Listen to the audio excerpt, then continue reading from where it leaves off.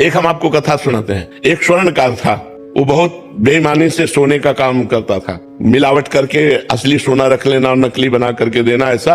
और 2 राजकीय कर्मचारी आते थे उसके यहाँ, पुलिस वाले, वही रात्रि में सोते खाते पीते गश्त लगाने वाले जो होते हैं। धीरे धीरे धीरे धीरे मित्रता हुई और धीरे धीरे सारी पोल हो जाएंगे स्वर्णकार की, और सब पता चलने लगा कि इतनी संपत्ति इसके पास है। अब उन दोनों ने एक दिन प्लान किया कि स्वर्णकार को मार देते हैं, और सब जेवर और सब बॉक्स में बंद करके निकले। तो सामने वाला लघुशंका करने के लिए निकला, सामने वो मकान वाला, उसने देखा तो उनका तुम कुछ गड़बड़ करके आ रहे हो, रात्रि में निकल रहे हो। तो उनका जाओ जाओ तुम अपना काम करो।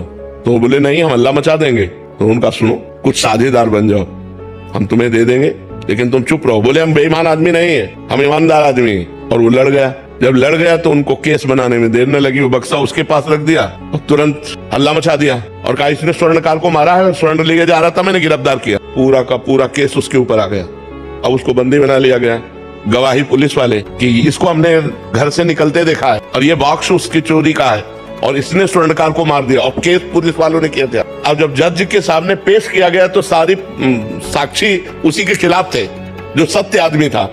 तो उसने रो के कहा जज से कि आप जो सजा देंगे वो तो भोगना ही पड़ेगा, क्योंकि साक्ष्य हमारे खिलाफ है। लेकिन मैं हृदय से कहता हूँ, मैंने पाप नहीं किया, न मैंने उसे मारा है, न मैंने चोरी की है। मैंने ऐसा ऐसा बोला तो मुझे फंसा दिया गया। तो जज के अंदर भगवान बैठे, उन्होंने कहा कि ठीक है, हम इसे और खींचते, तारीखें और दी। और एक दिन एक आदमी जो ऐसे ही फुटपाथ में मर गया था, उसके साथ उस जिसके साथ मुकदमा चल रहा था, सत्य आदमी को, उसको पुलिस वालों को साथ दिया कि आप इसका अंतिम संस्कार कराएं। जब अंतिम संस्कार करने के लिए गए तो एकांत में कहा कि देखा, कह रहा था हमारी बात मान जाते तो कुछ हिस्सेदार बन जाते और आराम से मौज लेते। हमारी बात नहीं मानी ना, फंस गया ना, फांसी होगी तेरे को। और उनके जो सत्य आदमी था उसके पास वो वीडियो बनाने वाला कैमरा लगा दिया गया। जज ने सफाई के लिए जब वो गया, पूरा वीडियो सहित पेश किया। तो सत्य आदमी तो निर्दोष था ही। तब जज से उसने कहा कि जब मैं निर्दोष हूँ, आज आप जान गए, तो मुझे सालों से पैसा खर्चा करना पड़ा, इतना परेशान रहा, इतना मुझे दुख मिला, ऐसा क्यों?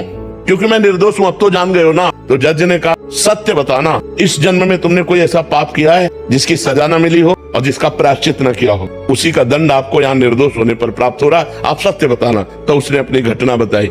तो वो मृत्यु दंड इधर आकर के उसको फंसाकर इतना दंड दे रहा था।